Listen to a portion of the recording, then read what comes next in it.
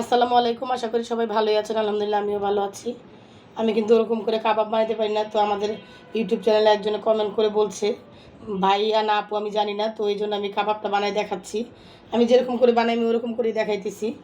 এই যে এখানে আমি 2 পিস পাউরুটি নিয়ে নিলাম, এই যে ছিঁড়া। আর এই যে এখানে আমি নিয়ে নিছি মাংস, 250 গ্রামের মতো মাংস নিছি। এই যে আমি এরকম করে কাইটা নিছি। তো এই যে এখানে দিয়ে দিলাম। আমি প্রথমেই কিছুটা দিয়ে দিব হলো আপনার গোলমরিচের গুঁড়া। গুঁড়া যেহেতু করা আছে, আনামও আছে, তারপর আমি গুঁড়াটা এই যে দিয়ে দিলাম, 1 চামচ দিয়ে দিলাম।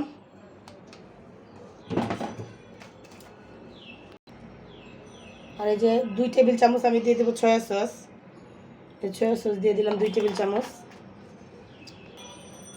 এই যে 1 টেবিল চামচ দিয়ে দিলাম রসুন বাটা।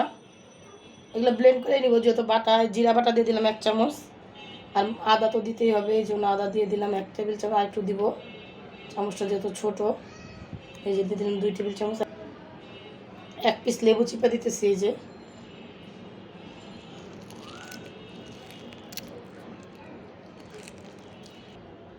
তো এই যে সব কিছু দিয়ে নিছি। এখন আমি একটু এটা ব্লেন্ডার করে নিব। এই যে ব্লেন্ডার করা কিন্তু আমার শেষ।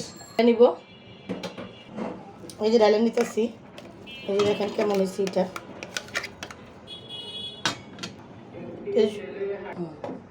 তো এই যে এরকম ব্লেন্ডার করে নিলাম। এই যে এখন কাঁচামরিচ আমি কুচাই রাখছিলাম, এই কাঁচামরিচগুলো আছে, বাটা দিব না আজকে, ভাবলাম যে কুচাই দিই।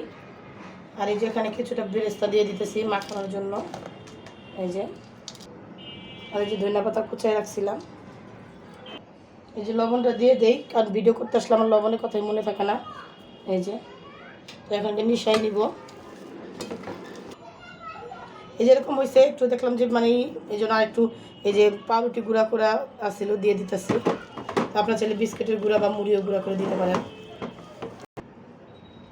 এই যে এটা এরকম হয়েছে, এখন আমি একটু বানাই নিব। তো হালকা একটু হাতে তেল ভরাই নিলাম। এই যে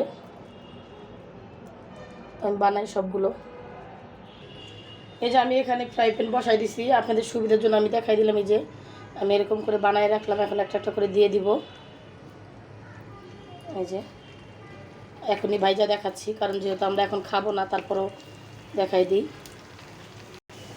এই যে এখন উল্টাই দিই, একটা পিঠ এখন একটু হয়ে আসছে। এই